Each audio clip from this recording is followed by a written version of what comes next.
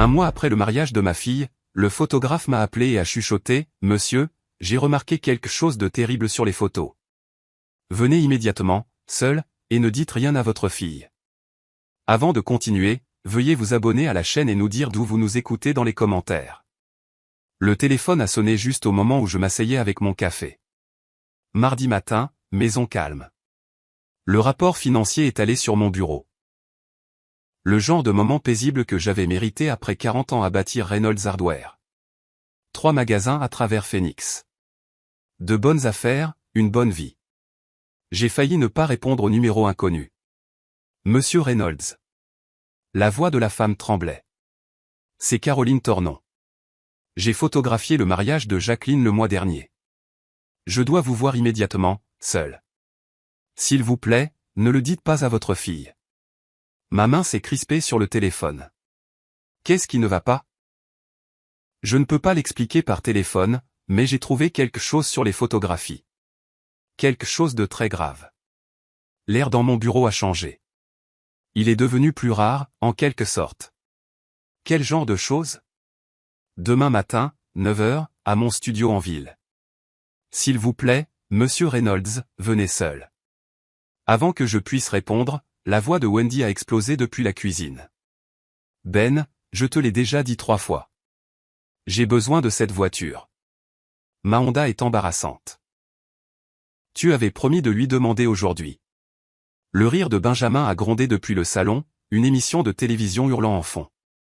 J'y serai, ai-je dit au téléphone, entendant à peine ma propre voix. Caroline a expiré. Merci. Je suis tellement désolé, Monsieur Reynolds, vraiment. Elle a raccroché.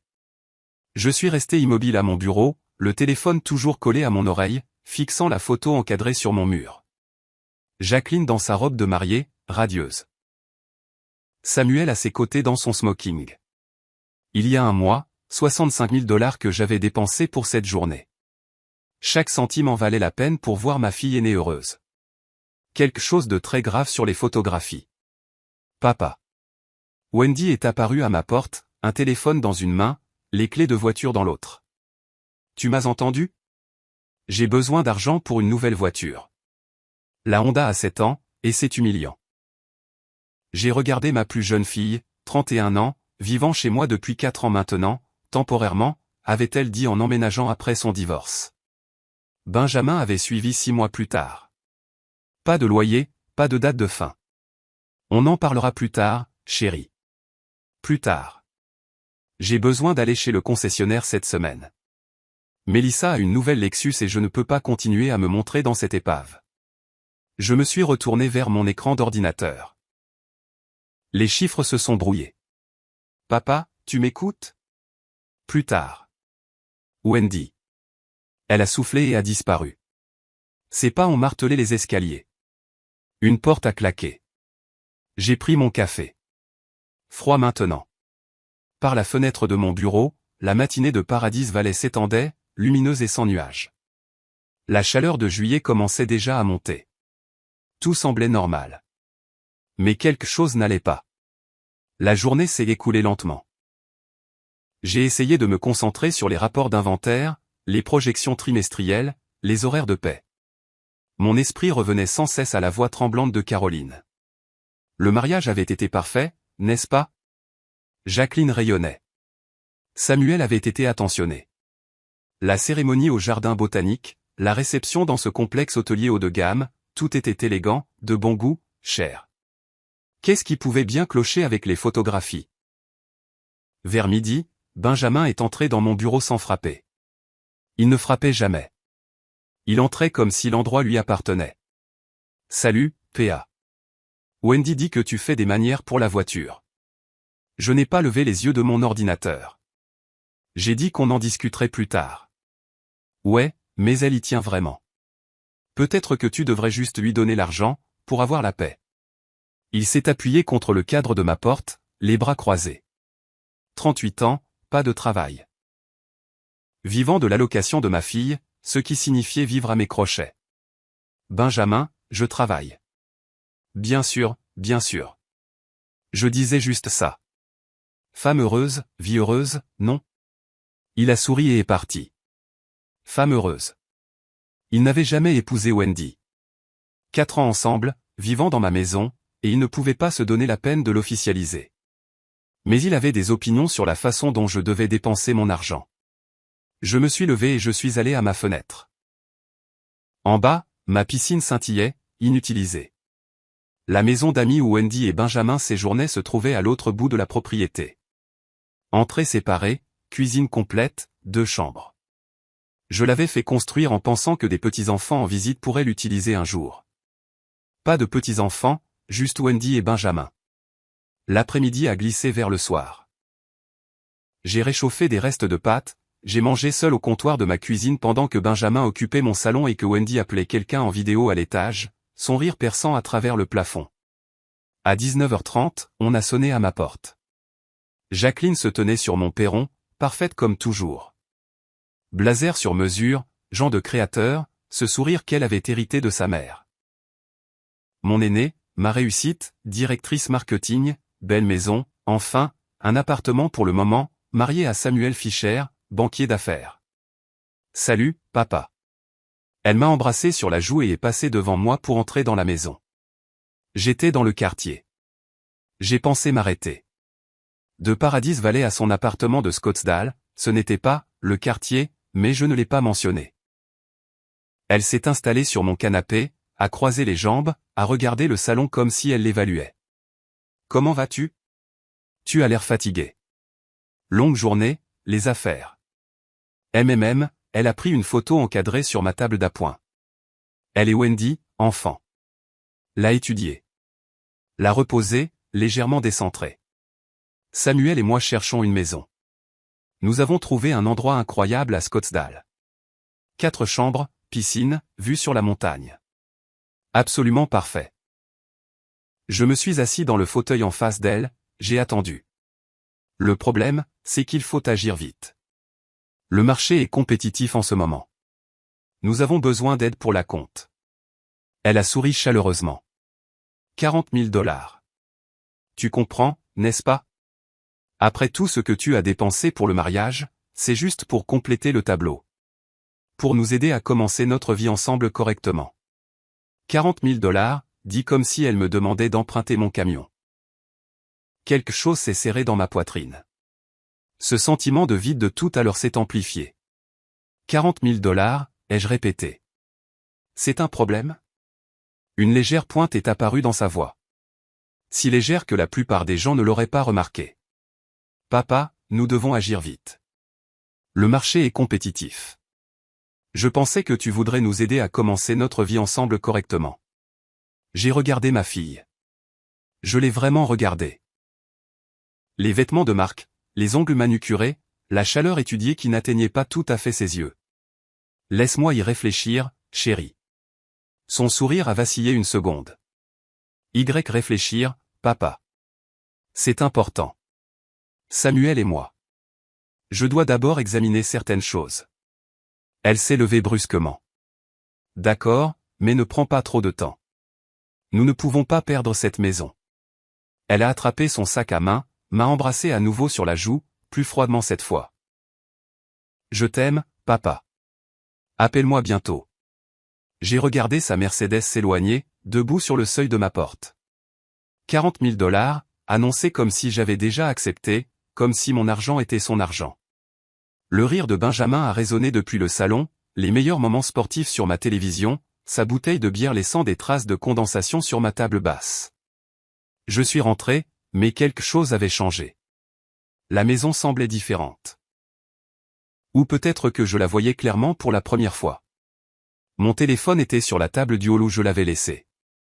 Le numéro de Caroline était toujours dans le journal d'appel. Demain matin, son studio. Quoi qu'elle ait trouvé sur ses photos de mariage, j'avais le sentiment que cela expliquerait cette sensation de vide qui se propageait dans ma poitrine. J'ai pris le téléphone et j'ai regardé le dernier texto de Jacqueline. Merci de comprendre pour la maison, papa. Je t'aime. Je n'avais rien accepté, mais elle l'avait supposé. Ils supposaient tous. Je suis parti de la maison avant que Wendy ne se réveille. Je ne voulais pas de questions. Je ne voulais pas que Benjamin me demande où j'allais avec ce regard qu'il avait. Comme si tout ce que je faisais nécessitait son approbation dans ma propre maison. Le trajet jusqu'au centre-ville de Phoenix a duré 25 minutes. Trafic du mardi matin, I-51 Sud, puis les rues de la ville jusqu'au studio de Caroline. Un entrepôt reconverti dans le quartier des Arts. Son nom sur une plaque de laiton à côté de la porte. Mes mains étaient stables sur le volant, mais mon esprit rejouait sa voix au téléphone. Quelque chose de très grave. Je me suis garé de l'autre côté de la rue, je suis resté assis dans le camion un instant. Quoi qu'il y ait à l'intérieur de ce studio, quoi que Caroline ait trouvé, cela expliquerait la demande désinvolte de Jacqueline de 40 000 $. Cela expliquerait le sentiment de vide que je portais depuis le mariage. Je le savais. Je ne voulais juste pas savoir comment. Le studio sentait le café et l'encre d'imprimante. Des photographies professionnelles tapissaient les murs. Mariage, famille, portrait d'entreprise. Caroline m'a accueilli à la porte, plus jeune que je ne m'en souvenais du jour du mariage. La quarantaine, peut-être. Main nerveuse, yeux désolés. Monsieur Reynolds, merci d'être venu. Elle a verrouillé la porte derrière moi. J'ai tout préparé dans la salle de montage. Je l'ai suivi à travers l'espace de la galerie jusqu'à une pièce plus petite dominée par un grand moniteur et du matériel informatique. Des portfolios de mariage empilés sur des étagères.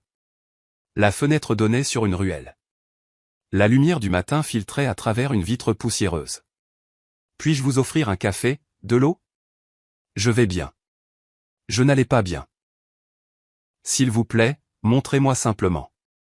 Elle a hoché la tête et s'est assise devant son ordinateur. Je suis resté debout derrière sa chaise. Monsieur Reynolds, j'ai failli ne pas vous appeler. J'ai hésité pendant des jours, mais si j'étais à votre place, je voudrais savoir. S'il vous plaît, comprenez que je n'ai pas cherché ça. Ma gorge s'est serrée. Montrez-moi. Ses doigts ont bougé sur le clavier. Le moniteur s'est rempli d'images du mariage de Jacqueline. La cérémonie. Ma fille marchant dans l'allée. Samuel attendant à l'hôtel. Les invités souriant. Tout était beau. Tout était parfait. Ce sont les clichés standards, a dit doucement Caroline. Ce que vous avez vu au mariage, ce que tout le monde a vu. Elle a cliqué sur le dossier suivant. 2 heures avant la cérémonie. J'étais au restaurant du lieu de réception en avance, pour tester les expositions, calibrer le matériel. Il y a une terrasse qui donne sur la cour. Un autre clic. Je prenais des photos à travers une fenêtre, en ajustant les paramètres de lumière. L'image est apparue. Mes mains ont agrippé le dossier de sa chaise. Samuel, mon gendre, dans son smoking, pas encore boutonné correctement, pressé contre une femme aux cheveux roux. Pas ma fille, l'embrassant, ses mains dans ses cheveux, ses bras autour de son cou. Pas une étreinte amicale. Pas un adieu à une vieille amie. Intime, possessif, familier. Combien de temps avant la cérémonie? Ma voix semblait lointaine. Vous êtes certaine de l'heure? 2 heures avant. Les métadonnées sont ici. Date, heure, coordonnées GPS. Elle a affiché un écran technique. Chiffres, horodatage, données de localisation. J'étais au restaurant du lieu de réception en avance pour tester les expositions à travers une fenêtre. J'ai capturé ça par accident, mais c'est réel. Et il y a plusieurs clichés. Elle a cliqué pour avancer. Angle différent. Même scène. Samuel et la femme aux cheveux roux enlacés. Sur une photo, la main de la femme était visible. Main gauche pressée contre la poitrine de Samuel. Une alliance. Un anneau en or. Un diamant. La femme. Je me suis penché plus près de l'écran. L'alliance. Savez-vous qui elle est? Caroline a secoué la tête. Je ne la reconnais pas sur la liste des invités. Je suis tellement désolé, monsieur Reynolds. Elle a affiché une autre image. Celle-ci montrait clairement le visage de Samuel. Aucune confusion dans son expression, pas de faux pas d'ivrogne, juste de la confiance, du contrôle. Un homme qui savait exactement ce qu'il faisait. 2 heures avant d'épouser ma fille. Je me suis redressé lentement. Mes genoux semblaient faibles. La pièce a légèrement basculé puis s'est redressée. Pouvez-vous prouver l'heure? Absolument. Le prouver. Oui. Caroline a ouvert une autre fenêtre, m'a montré des données techniques que je comprenais à peine, des empreintes numériques, des informations de fichiers, des coordonnées GPS correspondant à l'emplacement du restaurant, des eurodatages à la seconde près. C'est une preuve de niveau forensique, monsieur Reynolds. Ça tiendrait n'importe où. Elle a sorti une petite clé USB de son tiroir. Tout est là. Toutes les photos, toutes les métadonnées, la documentation technique. J'ai fait des copies. Elle me l'a tendu. Je ne sais pas ce que vous ferez de ces informations, mais je crois que vous devriez les avoir. J'ai pris la clé USB, j'ai fermé le point dessus. Ne vous excusez pas, ai-je dit. Vous avez fait ce qu'il fallait. Le retour à Paradise Valley s'est passé dans un flou. Je serrais fort le volant, fixais la route, mais mon esprit était ailleurs. Samuel Fischer, banquier d'affaires, poli, éloquent, réussi, tout ce que j'avais voulu pour ma fille. Embrasser une autre femme 2 heures avant leur mariage. Une femme portant une alliance. Pas une erreur, pas des doutes de dernière minute, c'était calculé, délibéré. Pourquoi épouser Jacqueline, alors? La question tournait dans mes pensées comme un vautour. Pourquoi organiser un mariage à 65 000 $ avec une femme que vous trahissiez quelques heures avant la cérémonie? Pourquoi prononcer ces vœux? Pourquoi sourire sur ces photos? Quel était le but? Mon camion connaissait le chemin du retour sans que j'y pense. Les rues de Paradise Valley, mon quartier, mon allée. La clé USB était dans ma poche, lourde comme une pierre. Je me suis garé dans mon allée juste après 11 heures. La maison avait l'air la même que lorsque je l'avais quittée 2 heures plus tôt. Le même aménagement paysager désertique, la même lumière de sécurité qui devait être réparée, tout pareil. Mais je n'étais pas le même. J'ai ouvert la porte d'entrée. Benjamin était affalé dans mon fauteuil en cuir, une bière à la main, un jeu télévisé hurlant. Il n'a pas levé les yeux. Eh, le vieux. Prends-moi une autre bière pendant que t'es debout. De l'étage, la voix de Wendy. Papa, c'est toi? Je dois te parler d'argent pour le spa ce week-end. Je suis resté dans ma propre entrée, la clé USB dans ma poche, et quelque chose en moi qui se pliait depuis des années a finalement cédé. Le mari de ma fille la trompant 2 heures avant le mariage. Mon autre fille vivant dans ma maison, exigeant de l'argent pour le spa. Mon quasi-gendre m'ordonnant de lui apporter une bière dans mon fauteuil dans ma maison.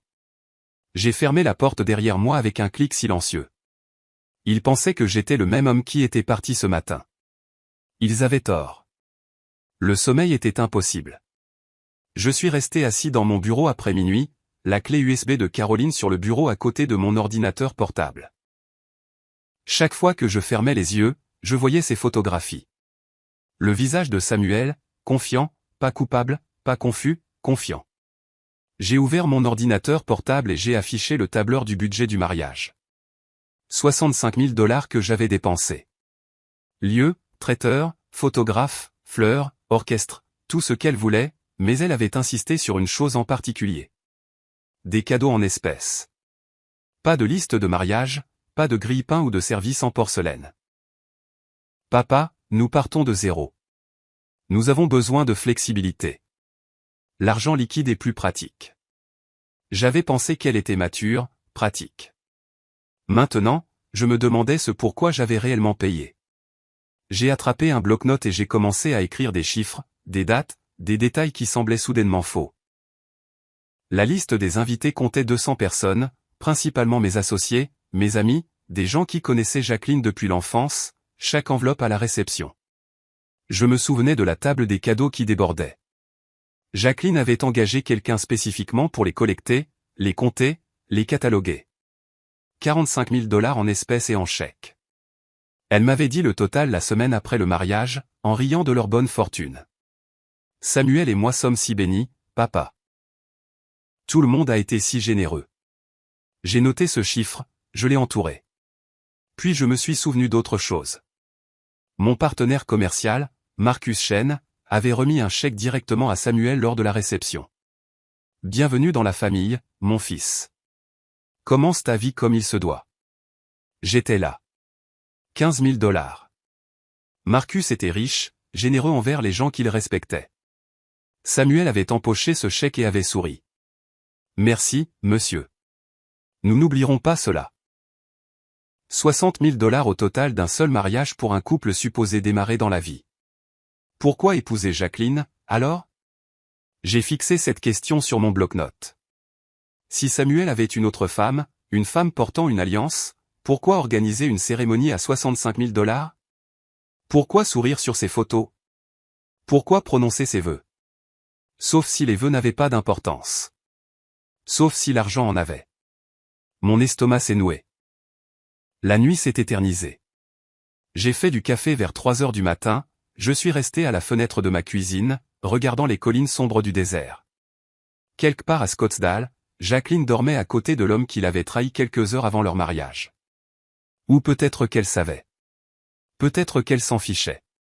Cette pensée était pire que la première. À 7 heures, j'ai pris une douche et je me suis habillé, tenue décontractée, pantalon kaki, polo. J'ai quitté la maison avant que Wendy ne se réveille. Je ne voulais pas de questions. Je ne voulais pas voir Benjamin affalé sur mon canapé. La banque ouvrait à 9 heures. Je me suis rendu à l'agence du centre-ville de Phoenix où je faisais mes affaires. Territoire professionnel, terrain sûr. La directrice, Patricia Williams, m'a accueilli dans son bureau. Nous travaillons ensemble depuis 15 ans. Monsieur Reynolds, qu'est-ce qui vous amène ce matin? Je voulais vérifier un chèque que j'ai fait. Un cadeau de mariage pour ma fille, 20 000 $. Je veux m'assurer qu'il a bien été encaissé. Patricia l'a affiché sur son ordinateur. Laissez-moi voir. Oui, le voici. Compte joint pour Samuel et Jacqueline Fischer. Le chèque a été encaissé sans problème. Compte joint, ai-je dit nonchalamment. Quand l'ont-ils ouvert? Patricia a fait défiler l'écran. On dirait qu'il y a 2 mois. Le 10 mai. 2 mois avant le mariage. Pas des années. Pas quand ils se sont fiancés. 2 mois. Ils ont dû être rapides pour l'organisation du mariage, ai-je dit, en gardant ma voix légère. Les jeunes de nos jours. Patricia a souri. Tout va vite. Je l'ai remercié et je suis parti. Dans mon camion, je suis resté assis avec le moteur en marche. Le 10 mai. Ils avaient ouvert un compte joint spécifiquement pour recevoir l'argent du mariage. Ils l'avaient planifié, coordonné. Ce n'était pas de la romance. C'était de la logistique.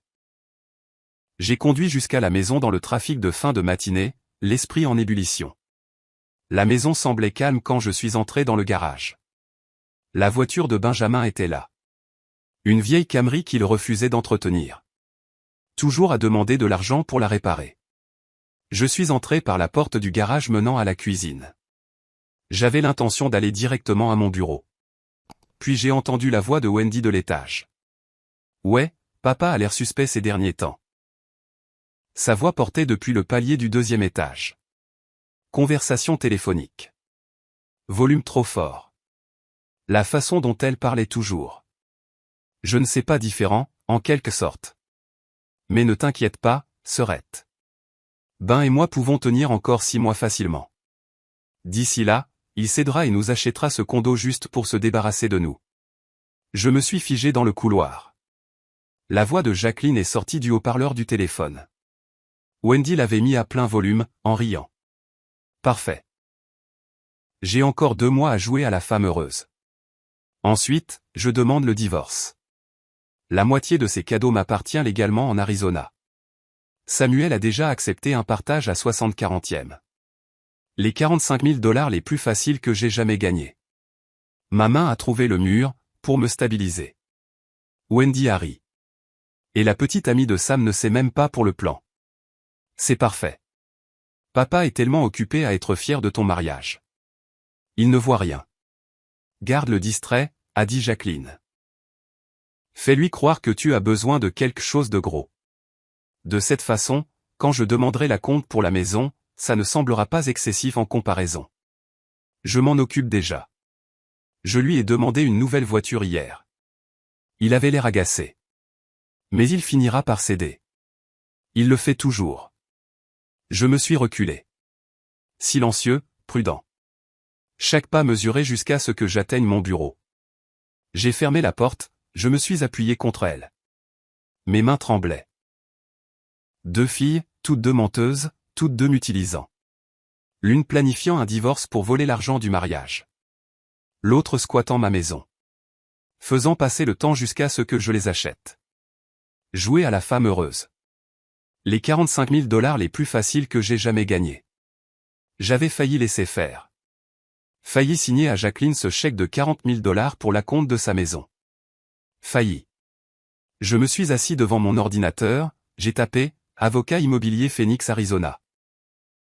Le nom de Robert Mackenzie est apparu en 3e position dans les résultats de recherche. 25 ans d'expérience, droit immobilier, fiducie familiale, protection des actifs. Son cabinet avait un créneau disponible demain matin à 9 h. J'ai pris rendez-vous. Puis je me suis adossé à ma chaise et j'ai regardé ma porte de bureau fermée. Derrière elle, Wendy était probablement encore au téléphone. Benjamin était probablement encore planté sur mon canapé. Tous deux confortables, tous deux confiants. Ils n'avaient aucune idée de ce qui allait arriver. Moi non plus. Pas exactement. Mais demain, je commencerai à le découvrir. Demain, je deviendrai autre chose qu'un portefeuille avec un battement de cœur. Le bureau de Mackenzie était dans un immeuble de verre en centre-ville, au 23e étage. Je suis arrivé 10 minutes en avance et je les ai passés dans le parking à organiser mon dossier une dernière fois. Le tableur du mariage. La clé USB de Caroline. Mes notes de la nuit dernière. 3 pages de chronologie, de citations, de montants en dollars, de preuves.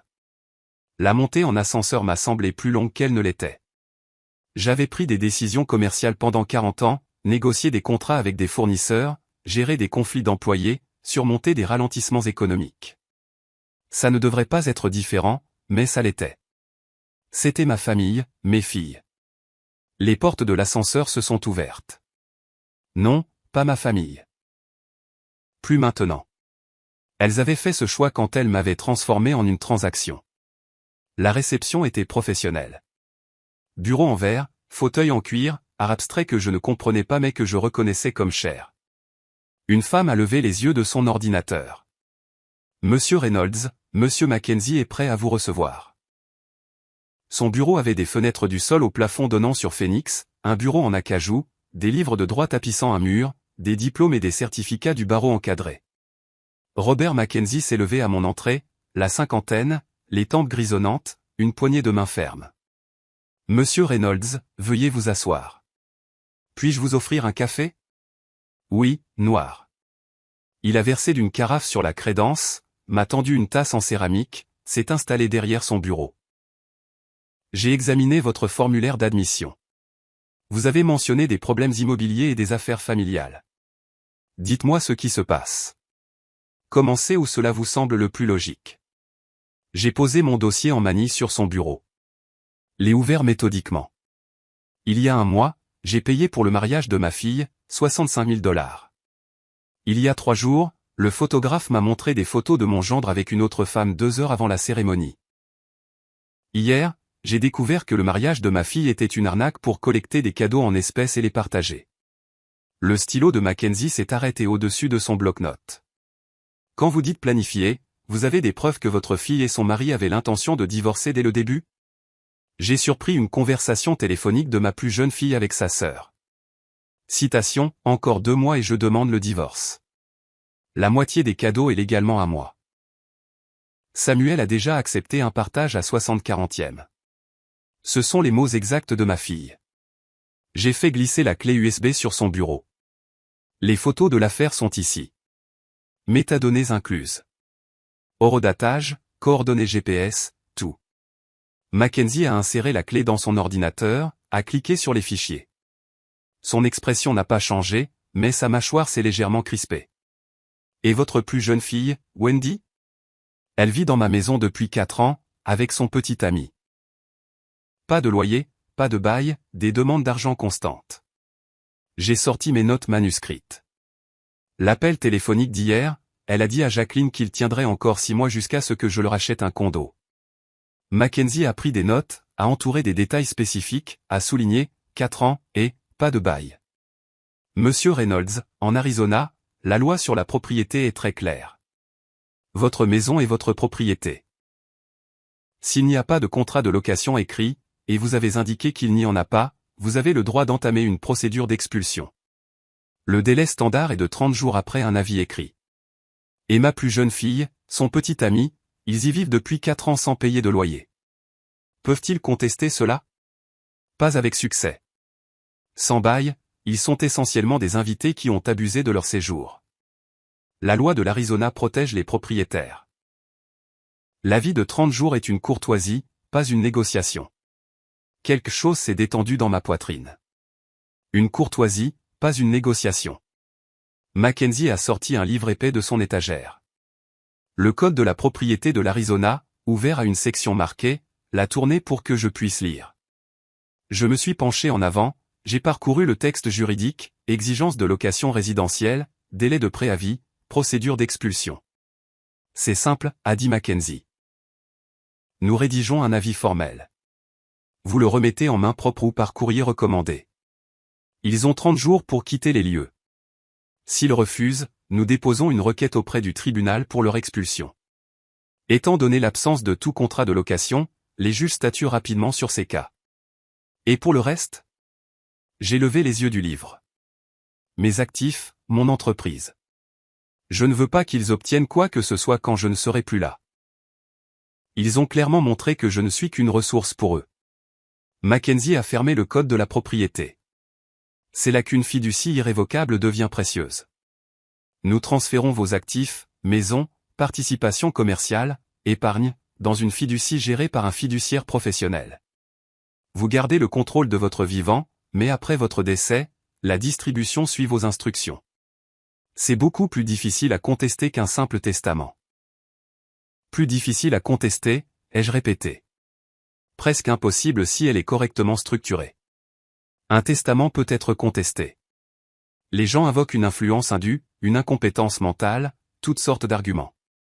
Une fiducie irrévocable correctement exécutée, établie alors que vous êtes clairement compétent et agissez librement, c'est une norme juridique entièrement différente. Je me suis adossé. Quand pouvons-nous commencer? Mackenzie a souri légèrement. La première vraie émotion qu'il ait montrée. Aujourd'hui. J'aurai besoin que vous signiez un accord d'engagement.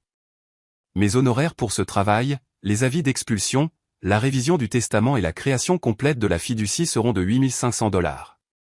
Le travail sur la fiducie seul coûte généralement $6 000. Mais étant donné la nature connectée de votre situation, je peux offrir un tarif forfaitaire, $8 500.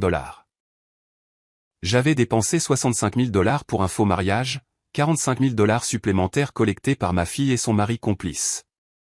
Des dizaines de milliers de plus sur 4 ans pour soutenir Wendy et Benjamin. C'est acceptable. Mackenzie a sorti des documents de son tiroir. Contrat d'engagement, structure des honoraires, calendrier, estimation. Nous aurons les avis d'expulsion rédigés d'ici vendredi matin.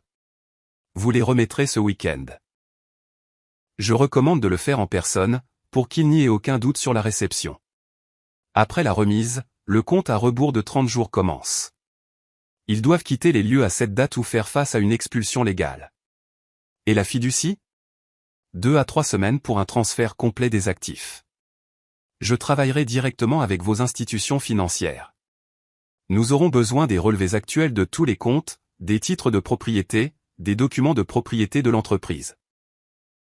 Mon assistante juridique coordonnera les détails avec vous. Il a fait glisser le contrat sur son bureau. Je l'ai lu attentivement. Des années d'affaires m'avaient appris cela. Étendue du travail, barème des honoraires, calendrier, tout ce que Mackenzie avait promis, formalisé en langage juridique. J'ai signé d'une main ferme. Mackenzie a contresigné, l'a daté, m'a remis des copies. Monsieur Reynolds, je dois mentionner que cela détruira probablement votre relation avec vos filles de façon permanente. Une fois que vous aurez remis ces avis d'expulsion, une fois qu'elles découvriront la structure de la fiducie, il n'y aura pas de retour en arrière. Je sais. Vous êtes préparé à cela. J'ai pensé au rire de Wendy au téléphone. À la cruauté des involtes de Jacqueline jouant à la femme heureuse. Les $45 000 les plus faciles que j'ai jamais gagnés. Elles ont détruit la relation elle-même. Je ne fais que reconnaître la réalité. Mackenzie a hoché la tête. Alors nous sommes clairs. Je vous appellerai vendredi matin quand les documents seront prêts. Nous nous sommes serrés la main à nouveau. Plus longtemps cette fois. Quelque chose est passé entre nous. Respect professionnel, peut-être. Compréhension. J'ai quitté son bureau avec des copies du contrat, un aperçu du calendrier, un résumé de la structure de la fiducie, des documents juridiques qui signifiaient une chose simple, je reprenais ma vie en main. L'ascenseur pour descendre était plus rapide que pour monter. La gravité travaillait en ma faveur. Dans le parking, je me suis assis dans mon camion avec les copies du contrat sur le siège passager. Procédure d'expulsion, résumé de la modification du testament, aperçu de la structure de la fiducie. Mon téléphone a vibré. Un texto de Jacqueline. Papa, as-tu réfléchi à la compte? On a vraiment besoin d'une réponse. La maison n'attendra pas éternellement. J'ai regardé le message un long moment. 40 000 $ pour une maison dans laquelle elle vivrait 2 mois avant de demander le divorce. J'ai supprimé le texto sans répondre. Puis j'ai démarré le camion et je suis rentré chez moi. Wendy et Benjamin seraient là, confortables et confiants, s'attendant à ce que rien ne change. Il leur restait 30 jours pour profiter de cette confiance. J'avais 30 jours pour me préparer à la guerre. Les enveloppes sont arrivées vendredi matin. Adresse de retour de Mackenzie, papier épais, sceaux officiels. Je les ai posées sur mon bureau et je les ai regardées pendant la majeure partie de la journée. Le soir, j'étais prêt. Je pouvais entendre Wendy et Benjamin dans le salon. La voix de Benjamin portait, excité, animé, un autre plan, une autre demande. J'ai pris les enveloppes et j'ai marché dans le couloir. Ils étaient sur le canapé, à l'aise. Benjamin gesticulait, Wendy hochait la tête. Ma télévision, mon canapé, mon salon. Et les brasseries artisanales sont en plein essor en ce moment, disait Benjamin. Le marché de Phoenix est parfait. Il nous faudrait environ 30 000 $ pour commencer. Ton père verrait un retour sur investissement en 1 an. Facile. Wendy a ri. Il le fera. Il le fait toujours. Présente-lui ça comme une aide à la famille et il signera le chèque. Je suis entré dans la pièce. Ils ont levé les yeux, souriant, ne s'attendant à rien. J'ai posé les enveloppes sur la table basse entre eux. Qu'est-ce que c'est? Wendy a pris la sienne, perplexe. Papa, on parlait de l'idée de brasserie de Ben. Avis d'expulsion officielle. Vous avez 30 jours pour trouver un autre logement. Les mots sont tombés comme des pierres dans l'eau calme, des ondulations de silence se propageant vers l'extérieur. Wendy a déchiré son enveloppe, a lu l'en-tête. Son visage a perdu toute couleur. Benjamin a attrapé la sienne, l'a parcourue. Tu as perdu la tête, le vieux? C'est notre maison. C'est ma maison. Vous ne pouvez pas nous mettre dehors comme si nous étions des étrangers. Benjamin s'est levé, s'est avancé vers moi, les poings serrés, le visage empourpré. Nous sommes une famille. Les larmes de Wendy ont commencé, pile à l'heure. Papa, qu'est-ce que tu fais? Je suis ta fille. Comment peux-tu nous mettre à la porte? Je l'ai regardé calmement. Vous n'avez pas payé de loyer depuis 4 ans. Vous ne me respectez pas. Vous me voyez comme un portefeuille. Il est temps de grandir. C'est insensé. Benjamin s'est rapproché, envahissant mon espace. Vieille tactique d'intimidation. Tout le monde saura quel genre de père tu es. Mettre ta propre enfant à la porte. La vie est légale. 30 jours. Je vous suggère de commencer à faire vos bagages. Wendy a attrapé mon bras. Papa, s'il te plaît. On peut arranger ça. On paiera un loyer. On va. J'ai retiré sa main, doucement mais fermement, je me suis tourné vers le couloir.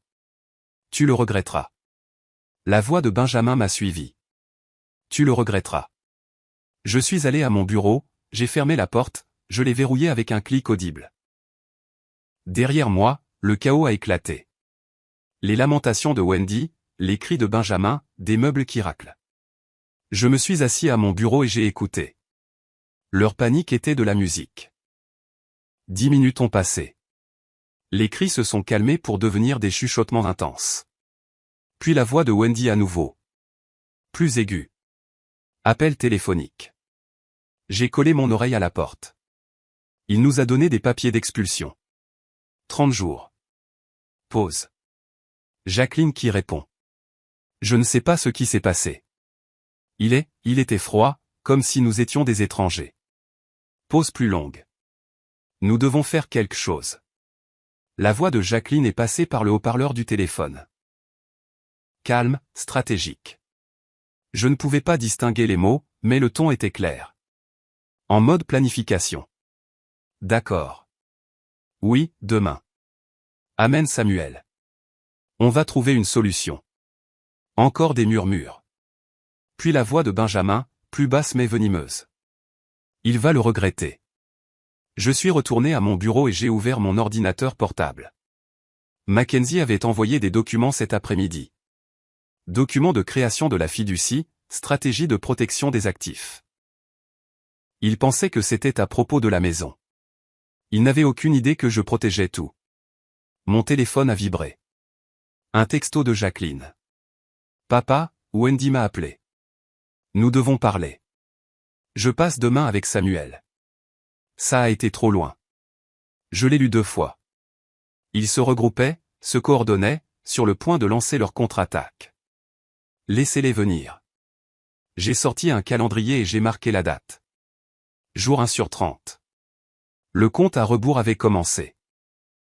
Dans le salon, Wendy pleurait encore. Benjamin faisait les 100 pas. Je pouvais entendre ses pas. D'avant en arrière. D'avant en arrière. Ils avaient vécu ici pendant 4 ans sans contribuer un seul dollar. 4 ans à traiter ma maison comme un hôtel. 4 ans de demande, de manque de respect et de supposition. 30 jours restants pour profiter de ce privilège. J'ai regardé à nouveau les documents de la fiducie de Mackenzie. 2 à 3 semaines avant la finalisation. Le timing serait serré, mais ça marcherait. Au moment où il réaliserait toute l'étendue de ce que j'avais fait, il serait trop tard pour l'arrêter. Un autre texto de Jacqueline. On va arranger ça. Ne t'inquiète pas, elle n'envoyait pas ce texto à moi. Elle l'envoyait à Wendy. Mais Wendy a dû lui montrer mon numéro aussi, car un 3e message est arrivé. Papa, je sais que tu es contrarié par quelque chose. Parlons comme des adultes demain. Parlez comme des adultes. La femme qui prévoyait de divorcer de son mari dans 2 mois pour voler les cadeaux de mariage voulait parler comme des adultes. J'ai éteint mon téléphone. Demain, ils viendraient avec leur spectacle. Fille concernée, gendre diplomate, arguments raisonnés, manipulation émotionnelle. J'avais déjà vu le documentaire. Je savais comment ça se terminait. Derrière la porte de mon bureau, la maison est finalement devenue silencieuse. Wendy et Benjamin étaient probablement montés pour élaborer une stratégie, ou pleurer, ou boire. Je m'en fichais. J'ai ouvert un carnet et j'ai commencé à écrire, documentant la soirée. Leurs réactions, leurs menaces, l'agressivité de Benjamin, les larmes de Wendy, tout ce dont Mackenzie pourrait avoir besoin si cela finissait au tribunal. Le stylo se déplaçait régulièrement sur la page. Factuel, détaillé, impassible. Quelque part durant la 4e année de leur résidence, j'avais cessé d'être un père pour devenir un distributeur automatique. Maintenant, je n'étais ni l'un ni l'autre. J'étais un propriétaire exerçant ses droits légaux, et il me restait 29 jours pour me préparer à tout ce qui allait suivre. Samedi matin, je suis descendu pour trouver Wendy en peignoir, affalée sur le canapé. Papa. Sa voix était faible, théâtrale. Je ne peux pas me lever. Mon cœur bat la chamade. Le stress de cette expulsion. Je pense que tu devrais appeler un médecin. Benjamin planait à proximité, les bras croisés, posture protectrice, tous deux observant ma réaction. Je suis passé devant eux pour aller à la cuisine. Il y a des médicaments contre le rhume dans l'armoire, ai-je dit sans m'arrêter. Derrière moi, silence. Puis l'expiration frustrée de Wendy. J'ai versé du café et l'ai emporté à mon bureau. J'ai fermé la porte. Dimanche après-midi, Benjamin m'a trouvé dans le garage, a bloqué la porte avec son corps. Tu sais ce que les gens vont dire, hein? Ton agressif. Visage trop près du mien. Que tu as mis ta propre fille à la porte. Ta fille enceinte. Wendy n'était pas enceinte. Juste un autre mensonge. Tes partenaires commerciaux, tes amis de l'église, ils sauront tous quel genre d'homme tu es vraiment. J'ai vérifié ma montre. L'expulsion est légale. Il vous reste 26 jours. Maintenant, bouge. Il n'a pas bougé.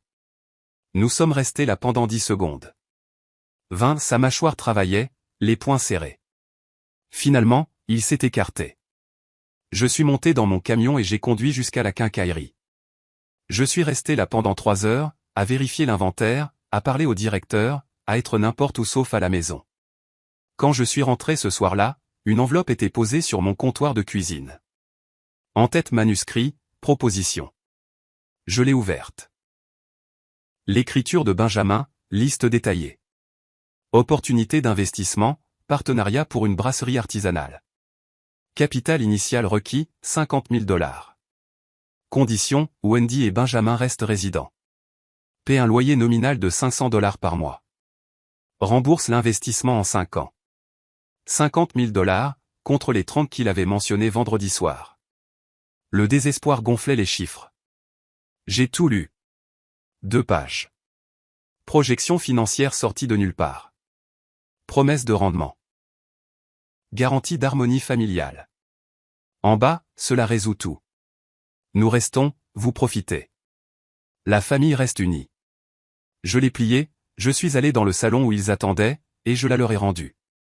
Non. Le visage de Wendy s'est décomposé. Papa, on essaie de faire un compromis. Non, ai-je répété et je suis retourné à mon bureau avec mon dîner. À travers le mur, j'ai entendu leurs chuchotements frustrés, leurs accusations, leur incrédulité, le bruit de la vaisselle qui claque. Lundi et mardi se sont passés de la même manière. Wendy alternait entre larmes et silence. Benjamin oscillait entre menaces et marchandage. J'ai maintenu ma routine. Travail, maison, bureau, repas seul. Leur présence est devenue un bruit de fond. Mercredi soir, Jacqueline est arrivée. Elle avait appelé cet après-midi. Papa, on vient dîner. Samuel et moi. Il faut qu'on parle en famille. Pas une demande, une annonce. Ils sont arrivés à 18 h. Jacqueline portait des sacs de course. On cuisine ce soir. Tu travailles trop dur. Samuel a souri. Poignée de main ferme. Horus. J'espère que ça ne te dérange pas qu'on débarque comme ça. Jacqueline était inquiète. La famille devrait se soutenir dans les moments difficiles. Ils ont pris possession de ma cuisine. Jacqueline coupait des légumes. Samuel mettait la table. Wendy est sortie de l'étage. Maquillage parfait. Aucun signe de sa maladie. Benjamin est apparu, fraîchement douché, jouant l'adulte raisonnable. Une intervention soigneusement mise en scène. Nous nous sommes assis pour le repas qu'ils avaient préparé. Poulet, riz, salade. Belle présentation. Jacqueline a versé du vin. Samuel a fait la conversation sur son travail de vendeur de voitures. Tout le monde jouait la normalité. Puis Jacqueline a changé de vitesse. Papa, cette maison doit être beaucoup à gérer seule. Toutes ces pièces, le jardinage, l'entretien. As-tu pensé à quelque chose de plus petit? Un joli condo? J'ai coupé mon poulet. Mâché lentement. Samuel a repris le fil. Le marché immobilier est fort en ce moment. Les maisons à Paradis Valley se vendent vite. Tu pourrais en tirer le meilleur prix. Aider à mettre tout le monde à l'aise. Voilà. Jacqueline a touché le cadre photo sur la table d'appoint. L'a ajusté. Geste territorial. On t'aiderait à déménager, bien sûr. Et les bénéfices que tu obtiendrais, ce serait bien de les partager avec la famille. Aider Wendy et Ben à démarrer. Aider Samuel et moi avec notre acompte pour la maison. Tout le monde y gagne. La maison. Il voulait l'argent de la vente de la maison, pas un héritage un jour. Maintenant. La réalisation s'est faite avec une clarté parfaite. Papa, je dis juste que tu vieillis. Ne serait-ce pas plus facile d'avoir quelque chose de gérable? Moins de responsabilité. J'ai posé ma fourchette, je les ai regardés chacun leur tour. Jacqueline, Samuel, Wendy, Benjamin. 4 visages, 4 masques différents, un seul objectif. Je ne vends pas ma maison. Jacqueline a ri légèrement. Une pointe de nervosité en dessous. Papa, personne ne te met la pression. On s'inquiète juste. Je me suis levé. Merci pour votre inquiétude. Je vais bien. Bonne nuit. Le bruit de ma chaise qui racle, la marche jusqu'à mon bureau, la porte qui se ferme. Derrière moi, un silence choqué, puis des chuchotements urgents. J'ai attrapé mon téléphone et j'ai composé le numéro de portable de Mackenzie. J'ai besoin de vous voir ce soir. C'est urgent. Je serai au bureau dans 30 minutes. J'ai attendu d'entendre leur voiture partir. La Mercedes de Jacqueline, puis la Camry de Benjamin qui suivait, se coordonnant, planifiant leur prochain mouvement. J'ai pris mes clés et j'ai conduit jusqu'au centre-ville. Le bureau de Mackenzie était éclairé. La fenêtre du 23e étage brillait. Il m'a rejoint dans le hall. Il coordonne une stratégie pour acquérir mes actifs, ai-je dit pendant que nous montions dans l'ascenseur. L'expulsion a déclenché quelque chose. Maintenant, ils veulent que je vende la maison, que je partage les bénéfices. Le dîner de ce soir était une reconnaissance. Dans son bureau, Mackenzie a sorti de nouveaux documents. Alors nous accélérons la création de la fiducie. Tout, maison, entreprise, épargne, est transféré à une gestion professionnelle. Vous gardez le plein contrôle de votre vivant. Mais après votre décès, la distribution suit vos instructions exactes. Ils ne peuvent pas la contester. Ils ne peuvent pas la manipuler. À quelle vitesse pouvons-nous agir? Je commencerai la paperasse demain. Nous changerons également immédiatement les bénéficiaires de vos comptes bancaires. Retirons complètement vos filles. 5 000 $ pour la création de la fiducie, mais ça vaut chaque centime. Faites-le. Il a affiché des formulaires sur son ordinateur. Autorisation de changement de bénéficiaire. Aperçu de la structure de la fiducie. J'ai tout signé. Signatures électroniques, attestées légalement. 40 minutes plus tard, je suis parti avec des copies de tout. Le trajet de retour m'a semblé différent, plus léger en quelque sorte. Je suis arrivé vers minuit. La maison était sombre, sauf la lampe du salon. À l'intérieur, Wendy et Benjamin étaient allés se coucher. Des verres de vin vides sur ma table basse. Ils avaient probablement passé la soirée à comploter avec Jacqueline en haut-parleur. Laissez-les comploter. J'avais des copies des documents de la fiducie dans ma mallette. Mackenzie commencerait les transferts d'actifs demain. D'ici 3 semaines, tout ce que j'avais construit serait protégé. Mon téléphone affichait 3 appels manqués. Jacqueline, pas de message. Elle savait que quelque chose avait changé ce soir. Peut-être sentait-elle que la conversation du dîner en avait trop révélé. J'ai pensé à leur performance. Le numéro de diplomate de Samuel. La suggestion de Jacqueline de vendre la maison. Tout le monde y gagne. Tout le monde sauf moi. Ils avaient mal calculé. Ils pensaient que j'étais un vieil homme faible qu'ils pouvaient manipuler pour qu'il renonce au travail de sa vie. J'en avais fini d'être faible. 26 jours avant que Wendy et Benjamin ne partent. 3 semaines avant que la fiducie ne soit finalisée. Ils avaient ce temps pour profiter du sentiment d'avoir encore un levier. J'avais ce temps pour m'assurer qu'ils ne me manipuleraient plus jamais. 2 semaines s'étaient écoulées depuis que j'avais signifié l'avis d'expulsion. 15 jours restaient. J'ai mis la table de la salle à manger moi-même ce soir-là. 5 couverts. La bonne porcelaine que je n'avais pas utilisée depuis que mes filles étaient enfants. Serviette en tissu, verre à eau. À ma place, j'ai posé un dossier en manille face cachée. Le dossier contenait 8 photographies imprimées. Samuel et une femme aux cheveux roux, horodatée, géolocalisée. 2 heures avant son mariage avec ma fille. J'avais invité tout le monde, mes 2 filles, mes 2 quasi-gendres. Un dîner de famille, avais-je dit. Ils sont arrivés séparément, Jacqueline et Samuel les premiers, 15 minutes en avance. Je les ai entendus dans le salon, une conversation chuchotée avec Wendy et Benjamin, se coordonnant, planifiant leur approche. Je les ai appelés à table. La tension était immédiate. Ils se sont assis, ont échangé des regards, ont attendu. J'ai servi du poulet rôti et des légumes. Un repas simple, rien d'élaboré. Il ne s'agissait pas d'hospitalité. Nous avons mangé dans un silence quasi total pendant 10 minutes. Fourchette raclant les assiettes, verre à eau levée, le son d'une normalité forcée. Puis Jacqueline a commencé. Papa, on a tous discuté. La situation avec Wendy, c'est stressant pour tout le monde. Peut-être qu'il est temps de penser à simplifier les choses, la maison, l'entreprise. C'est beaucoup pour une seule personne. Samuel a hoché la tête, en soutien. Horus, personne ne dit que tu ne peux pas gérer. On veut juste aider. Vendre au bon moment sur ce marché. On pourrait t'aider à tout organiser. Rendre les choses faciles. Wendy s'est penchée en avant, voix douce. Papa, on s'inquiète pour toi. Tout seul ici. Un joli condo ne serait-il pas mieux? Moins d'entretien, moins de stress. J'ai posé ma fourchette, j'ai attrapé le dossier en manille. Avant de continuer, il y a quelque chose que vous devriez voir. Jacqueline l'a pris. Méfiante. Qu'est-ce que c'est? J'ai bu une gorgée d'eau. Des photographies de votre mariage. Particulièrement intéressantes sont les photos de Samuel avec une femme aux cheveux roux 2 heures avant la cérémonie sur la terrasse du restaurant. Le visage de Samuel s'est vidé. Ce n'est pas. Jacqueline a ouvert le dossier. J'ai regardé ses yeux parcourir la première image, puis la deuxième. Son expression s'est durcie comme de la pierre. Où as-tu eu ça? J'ai ignoré la question.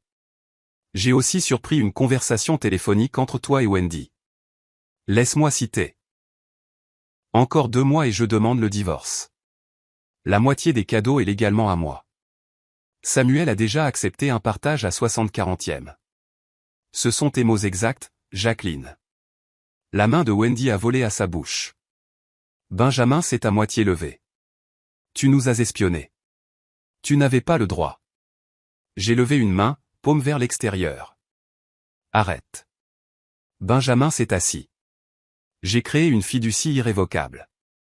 Ma maison, mon entreprise, mes économies, tout est maintenant protégé. Après ma mort, vous recevrez le minimum requis par la loi de l'Arizona, pas un centime de plus. La voix de Jacqueline s'est élevée. Tu ne peux pas faire ça. Nous sommes ta famille. Je me suis levé, j'ai repoussé ma chaise lentement, j'ai plié ma serviette à côté de mon assiette. Wendy et Benjamin ont 15 jours pour trouver un nouveau logement. Cette conversation est terminée. Papa, Jacqueline s'est levée aussi. Tu détruis cette famille. Pourquoi? Une sorte de malentendu? Je me suis arrêté à l'embrasure de la porte de la salle à manger. Je ne me suis pas retourné. Je ne détruis rien. Je protège ce que j'ai construit contre des gens qui me voyaient comme une ressource, pas comme un père. J'ai marché dans le couloir jusqu'à mon bureau, j'ai fermé la porte, je l'ai verrouillée. Derrière moi, les voix ont éclaté. Jacqueline qui criait. Les protestations défensives de Samuel. Wendy qui pleurait. Les jurons colériques de Benjamin. Je me suis assis à mon bureau et j'ai ouvert mon ordinateur portable. Un email de Mackenzie envoyé il y a 1 heure. Document de la fiducie prêt pour la signature finale. Pouvez-vous passer demain matin? J'ai répondu, 9 heures. De la salle à manger, la dispute continuait. Jacqueline exigeant que je sorte. Benjamin menaçant de défoncer la porte. Menace vide. Les sanglots de Wendy portaient dans le couloir. Ils pouvaient se disputer toute la nuit. Ça ne changerait rien. Les photos étaient sur la table. La vérité était dite. La fiducie était presque terminée. 15 jours avant que Wendy et Benjamin ne quittent ma maison. Quel que soit le temps qu'il faudrait pour que le mariage frauduleux de Jacqueline et Samuel s'effondre de lui-même. J'avais passé 2 semaines à les regarder manipuler, comploter, se coordonner, à les regarder traiter ma maison comme leur terrain de jeu et mon portefeuille comme leur propriété. Maintenant, ils savaient que je les avais observés en retour, et j'avais déjà gagné. Bureau de Mackenzie à 9 heures le lendemain matin. Jennifer Chan était déjà là, une spécialiste en planification successorale qu'il avait fait venir pour finaliser la fiducie. Monsieur Reynolds, elle m'a serré la main. La cinquantaine, professionnelle, efficace. Des papiers étalés sur la table de conférence comme une forteresse juridique. Tout est prêt pour votre signature. Je me suis assis et j'ai commencé à signer. Page après page, initiale ici, signature complète là, transfert de la résidence principale, des intérêts commerciaux, des comptes bancaires, des portefeuilles d'investissement, tout se déplaçant dans la structure de la fiducie irrévocable. Ceci transfère votre maison à la gestion de la fiducie, a expliqué Jennifer. À votre décès, la distribution suit ses instructions. Exigence légale minimale à la famille immédiate. Le reste aux œuvres de bienfaisance que vous avez sélectionnées. Et mes filles ne peuvent pas contester cela. Elles peuvent essayer. Sa voix était certaine. Mais les fiducies irrévocables sont extrêmement difficiles à renverser. C'est aussi protégé que des actifs peuvent l'être. J'ai signé la dernière page. Fait. 40 ans de travail. Protégé. Je suis rentré chez moi en me sentant plus léger que je ne l'avais été depuis des mois. Les 13 jours suivants sont devenus une masterclass en guerre psychologique. Jour 2, j'ai trouvé ma cafetière brisée sur le sol de la cuisine. Benjamin se prélassait à table. Journal étalé devant lui. Oh, ça, il a haussé les épaules. Ça m'a glissé des mains ce matin. Les accidents, ça arrive. J'ai balayé le verre sans commentaire. 11 jours, ai-je dit, en jetant les morceaux à la poubelle. Jour 4. J'ai entendu Wendy parler à Madame Patterson par-dessus la clôture du jardin. Notre voisine. J'ai observé depuis la fenêtre. Wendy s'essuyait les yeux avec un mouchoir, geste dramatique. Il nous met à la porte sans nulle part où aller. Je ne sais pas ce qui lui a pris. Madame Patterson avait l'air mal à l'aise. Je suis sûr que vous et votre père allez arranger les choses, ma chère. Je ne sais pas. Il a changé. C'est comme s'il n'était plus la même personne. Je me suis détourné de la fenêtre. Laissez-la faire son spectacle pour les voisins. Ça ne changeait rien. Jour 7. Jacqueline est arrivée avec une femme portant un porte-bloc. Papa, voici le docteur Morrison. C'est une psychologue. On a pensé que ça pourrait t'aider de parler. Je suis resté debout, les bras croisés. Je n'ai accepté aucune conversation. La femme a souri professionnellement. Monsieur Reynolds, votre fille s'inquiète des changements de comportement récents. Des décisions soudaines, couper les ponts avec la famille. Cela peut parfois indiquer des problèmes sous-jacents qui... Arrêtez. J'ai regardé Jacqueline.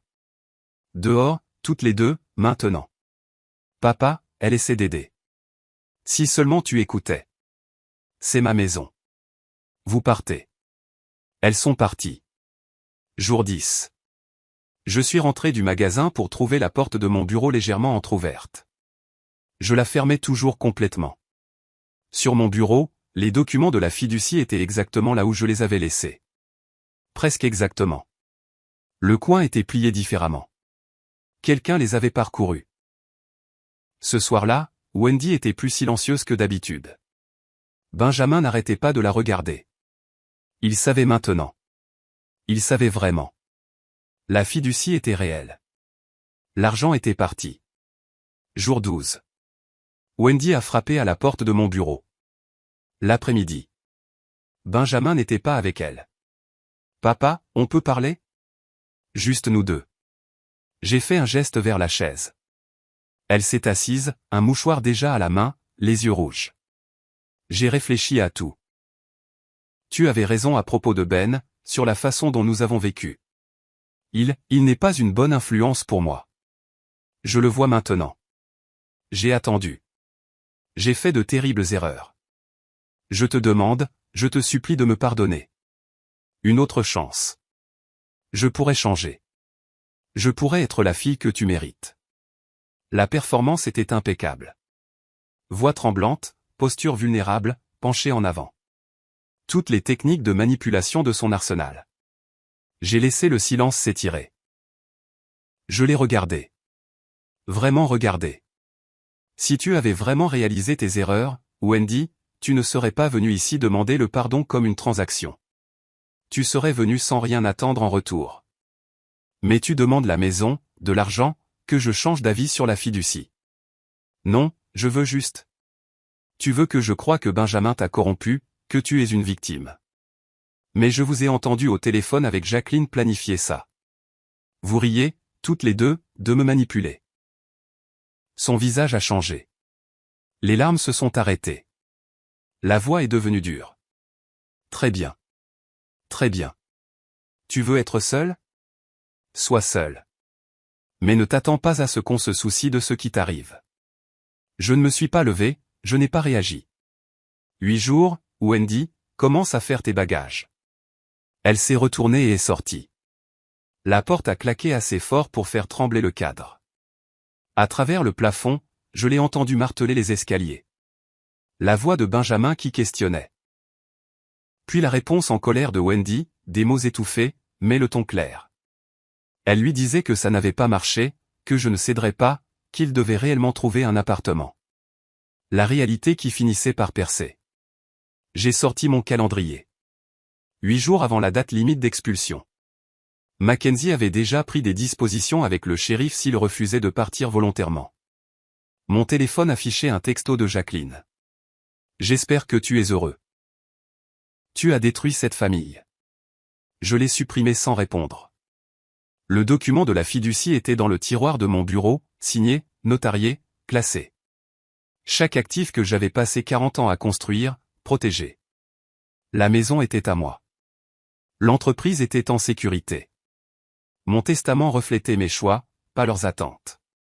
8 jours de plus de leur présence. 8 jours de plus de guerre psychologique. Je ne ressentais plus rien. Puis le silence, l'espace, la paix. Pour la première fois en 4 ans, j'allais retrouver ma maison. Pour la première fois depuis des mois, j'allais retrouver ma vie. Le 30e jour. Je me suis garé dans mon allée à 10 heures ce matin-là. Le véhicule du shérif est arrivé 30 secondes derrière moi. La voiture de Mackenzie a suivi. Nous avions coordonné cela, officiel, légal, pas de place pour la discussion. L'adjoint Martinez est sorti. La quarantaine, expérimenté, professionnel. Nous avions parlé au téléphone 2 fois. Il connaissait la situation. Monsieur Reynolds, il m'a serré la main. Faisons ça. Mackenzie nous a rejoints, sa mallette à la main. Tout est en ordre. L'avis d'expulsion a été correctement signifié. Les 30 jours se sont écoulés. Ils sont officiellement en situation d'intrusion maintenant. Nous avons marché ensemble jusqu'à ma porte d'entrée, ma maison, ma propriété. Mais j'ai quand même frappé. 3 coups fermes. Silence. Puis la voix étouffée de Benjamin, allez-vous-en.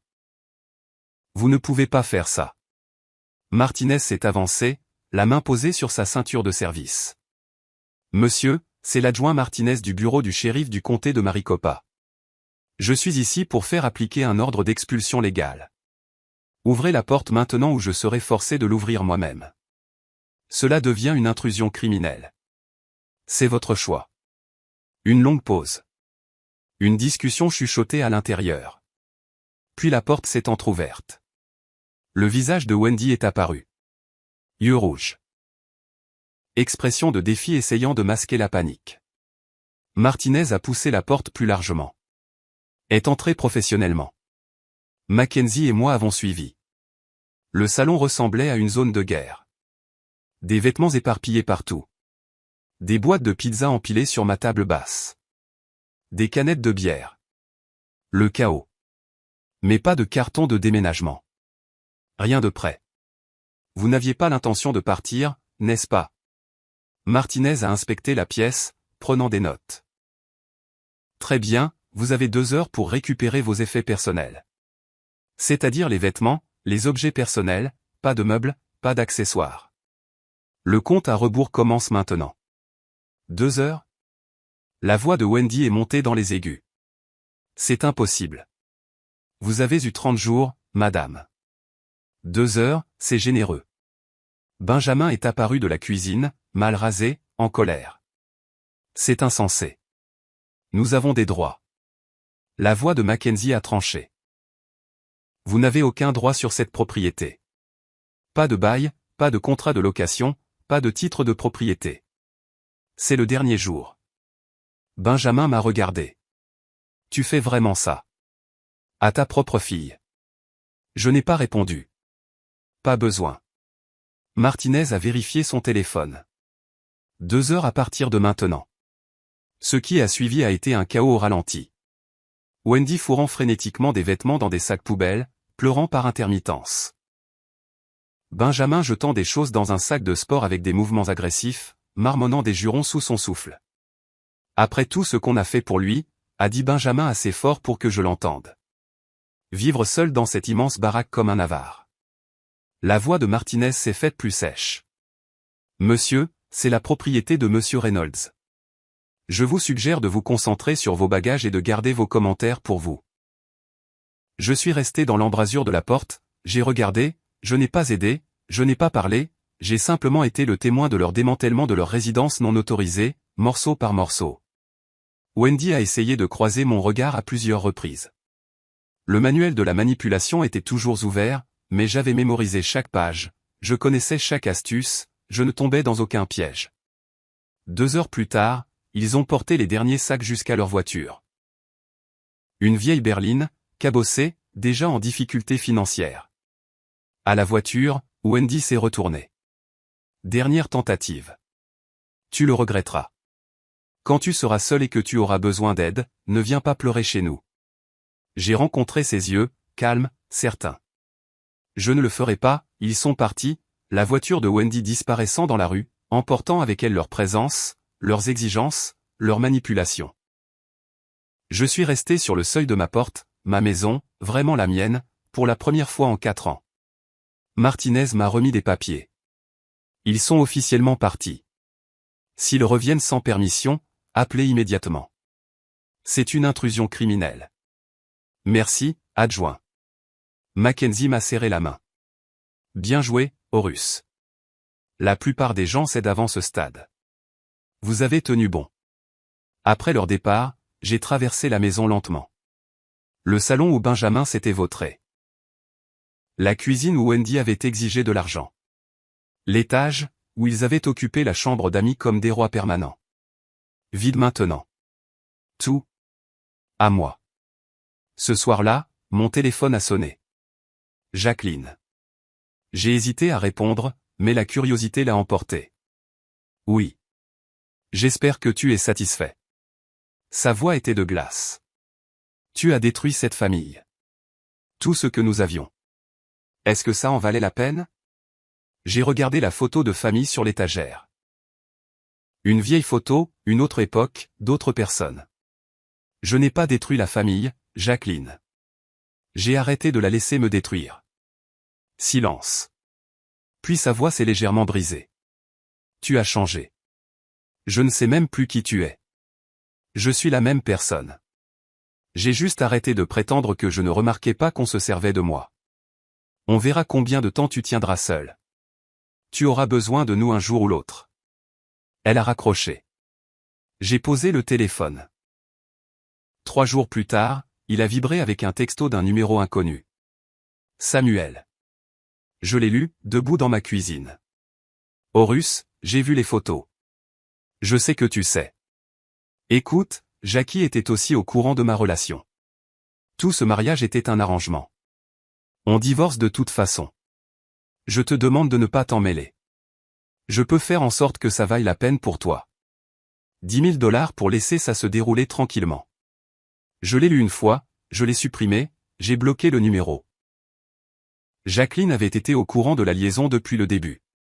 Le mariage entier était une arnaque des deux côtés. Ils l'avaient orchestré ensemble, collecté l'argent, prévu de le partager, et maintenant Samuel voulait me payer pour que je me taise. 10 000 $ pour laisser leur divorce frauduleux se dérouler sans accroc.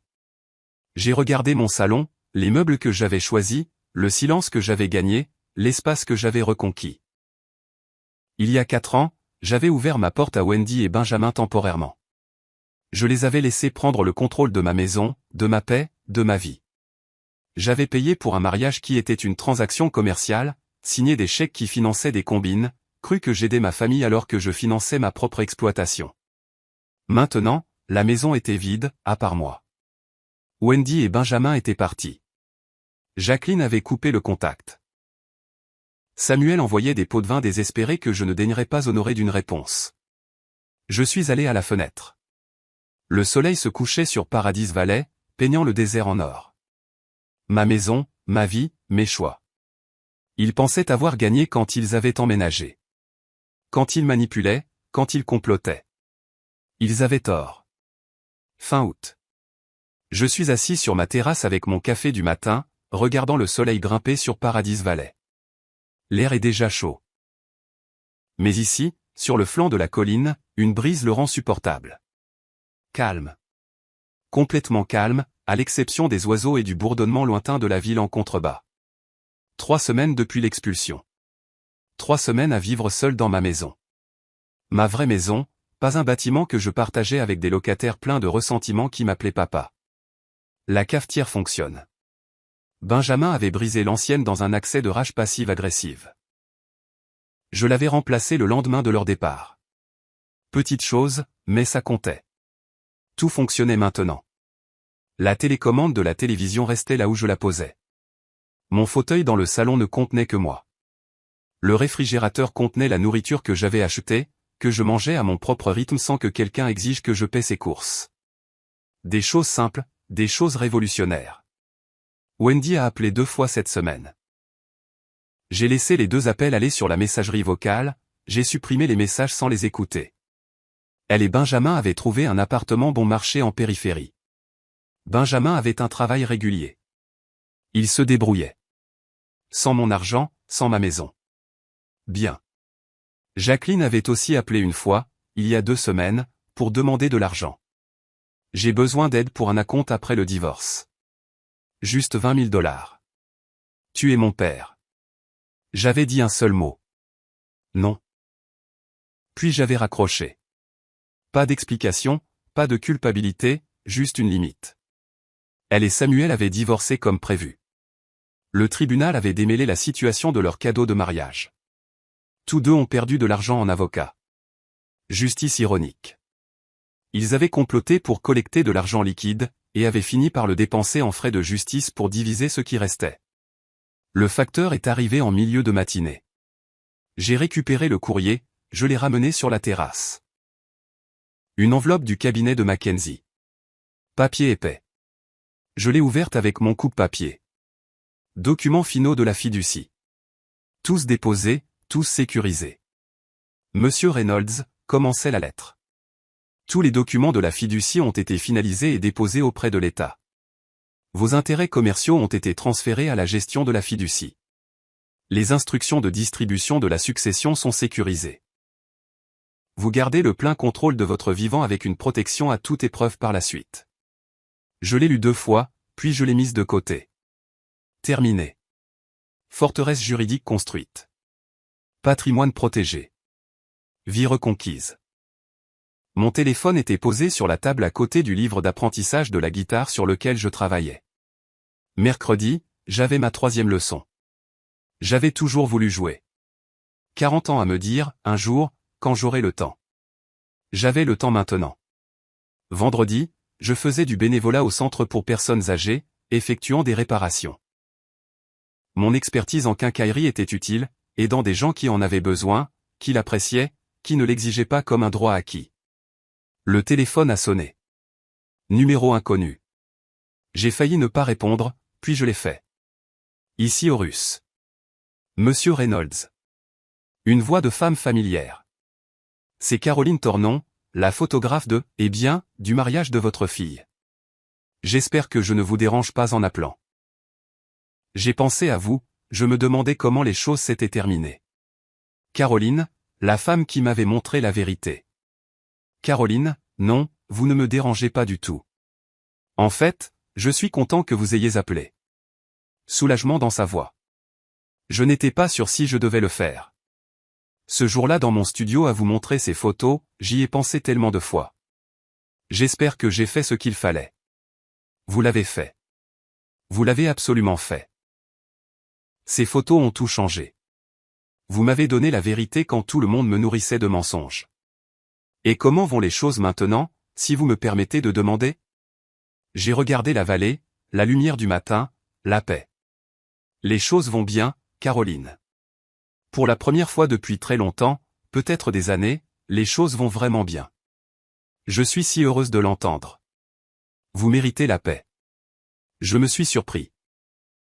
Aimeriez-vous prendre un café un de ces jours? J'aimerais vous remercier correctement et honnêtement, ce serait juste agréable de parler. Elle souriait. Je pouvais l'entendre.